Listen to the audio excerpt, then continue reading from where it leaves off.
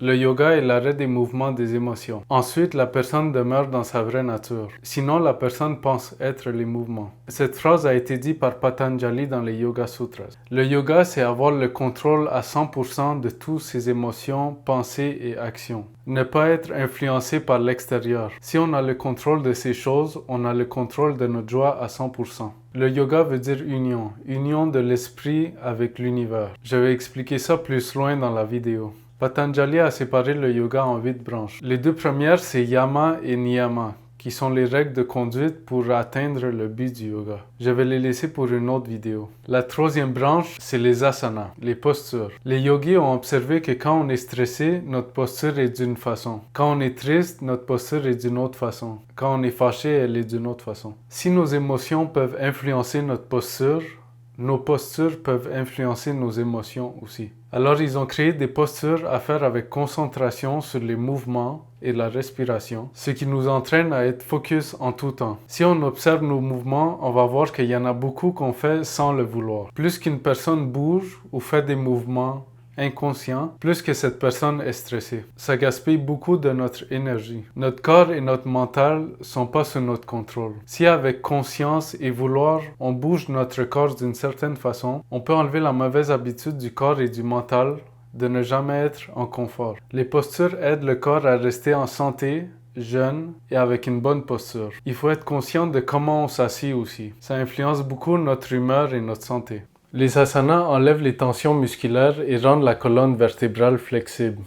Le bon fonctionnement de nos sens et de nos organes de digestion, cœur et poumons dépendent beaucoup de notre posture et la circulation et communication qui se fait avec le cerveau à travers le système nerveux. Si la colonne vertébrale n'est pas droite et il y a des tensions, le corps ne va pas fonctionner comme il faut. Nos réactions à nos pensées et à nos émotions et aux situations créent les tensions dans notre corps.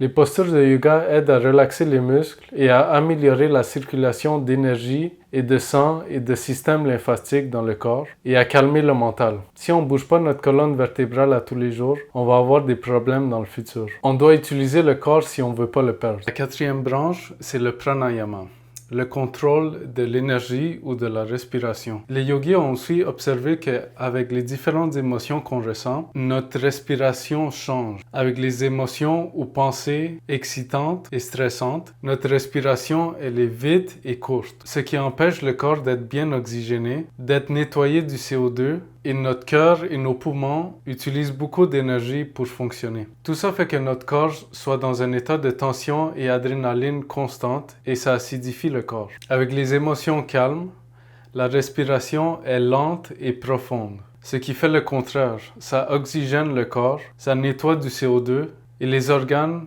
comme le cœur et les poumons conservent de l'énergie. Ils ont créé différentes techniques de respiration pour rallonger la respiration et la calmer, pour calmer les pensées et les émotions. Ces techniques encouragent le nettoyage du corps et la circulation aussi. Si le mental influence la respiration peut influencer le mental aussi. Si notre main commence à bouger n'importe comment et à nous frapper et nous graffiner, on va être considéré comme fou. C'est la même chose qui se passe avec notre mental. Nos pensées et émotions vont partout et nous font du mal, nous rendent tristes, fâchés, en colère, dépressif. Ça montre qu'on n'a pas le contrôle de nos pensées et nos émotions. Notre mental n'est pas sous notre contrôle. On n'est peut-être pas considéré comme étant fou dans la société parce que tout le monde est comme ça. C'est quelque chose de normal. Mais en réalité, notre mental est malade. Si on prend le contrôle de notre respiration avec le pranayama et les autres pratiques de yoga, notre stabilité mentale va être à 100% en tout temps. La cinquième branche du yoga, c'est le pratyahara, qui veut dire aller vers l'intérieur, désactiver nos sens. Dans la ville, on reçoit beaucoup d'informations de l'extérieur à partir de nos sens. On voit différentes couleurs, on écoute différents sons, il y a différentes vibrations, différentes lumières, odeurs, personnes, ce qu'on aime, ce qu'on n'aime pas, ce qu'on approuve, ce qu'on n'approuve pas, ce qu'on accepte, ce qu'on n'accepte pas, ce qui est bon, ce qui est mauvais.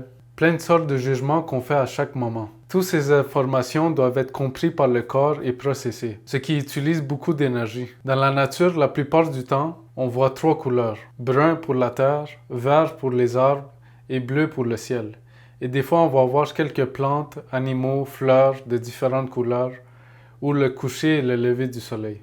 pas plus. Mais dans la nature, c'est pas comme dans nos villes. Pratyahara, c'est l'intériorisation de l'énergie donnée au sens et l'amener vers l'intérieur pour conserver de l'énergie, pour l'utiliser pour la concentration dans la méditation. On ressent ça souvent quand on est vraiment concentré sur quelque chose ou même quand on dort. Quand on dort profondément, on ne ressent pas le toucher, ni l'odorat, ni les sons vraiment. Toute l'énergie donnée au sens est intériorisée pour faire reposer les sens et les muscles. Dans le yoga, c'est la même chose. Le yogi est capable d'intérioriser son énergie quand il le décide. Ça calme nos pensées et nos émotions, ce qui calme notre respiration aussi. Notre corps ne dépense pas autant d'énergie parce qu'il est dans un état de calme. La 6e branche du yoga est le dharana, qui est la concentration. C'est l'étape de la concentration sur un point, un objet, une sensation du corps comme la respiration ou sur tout le corps de la tête aux pieds. Quand on est concentré dans un jeu ou dans un livre ou même quand on est juste dans la lune, nos alentours peuvent disparaître et on peut arrêter d'entendre les sons, tout dépendamment du degré de notre concentration. L'étape de dharana, c'est quand la concentration est tellement intense qu'il reste juste l'objet et nous, et rien d'autre, tout a disparu. Avec plus de pratique, on peut arriver à un niveau où il reste juste l'objet ou juste nous, ce qui nous amène à dhyana, la 7e branche du yoga. Quand on est dans cet état assez longtemps, à un moment donné, l'objet va perdre sa forme. Quand ça arrive, on perd notre individualité, ce qui nous amène à l'étape samadhi, la 8e étape du yoga. Dans cet état, on est allé au-delà du mental, au-delà de notre pouvoir discriminatoire, qui est la capacité de différencier une chose d'une autre. Notre capacité est toujours là, mais on est allé au-delà de ça. À cette étape, tout devient un tout. On sent qu'on est connecté à tout. Comme la science dit que tout est fait d'une énergie, et les religions disent que Dieu est partout et qu'il est dans tout, c'est l'étape où on sent l'unification de notre esprit avec tout l'univers. Le mot yoga veut dire union, union de notre esprit avec tout l'univers. Dans cet état, l'espace et le temps n'existent pas. Quelqu'un qui est dans l'état de samadhi peut être dans cet état pendant plusieurs semaines. Il peut sortir de cet état et penser que c'était juste un moment ou juste quelques minutes. Les personnes dans cet état ressentent une joie et de l'extase inexplicable. On ressent que ce qui est là-bas est ici et ce qui est ici est là-bas. Il n'y a pas de distance parce qu'on devient le tout. On va au-delà de la dualité.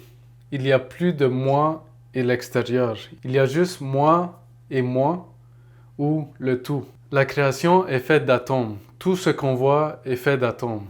Mais les atomes sont à 99,99999% vides. Tout est fait de vide. C'est la base de toute la création. Quand on fait le vide dans notre mental, on devient un avec toute la création. Comme une bulle dans l'océan qui éclate et qui devient tout l'océan. Toutes les religions nous ont dit que le royaume de Dieu est à l'intérieur de nous. Alors il faut aller vers l'intérieur pour le trouver. Il y a 8 sortes de samadhi. Ils ont été séparés en 2. La première est savikalpa, qui sont des samadhis avec des qualités. Ça veut dire qu'on peut ressentir de la joie, de l'extase ou du plaisir. La deuxième est nirvikalpa, des samadhis qui n'ont pas de qualité, alors qu'ils vont au-delà du plaisir ou de l'extase. Les personnes qui sont dans cet état-là, ils doivent être gardées dans des espaces protégés parce que le contact avec le corps est très minime. N'importe quel son ou dérangement peut les séparer de leur corps. Cet état est gardé pendant certaines périodes pour établir un espace entre le corps et nous en tout temps. Rendu à cet état-là,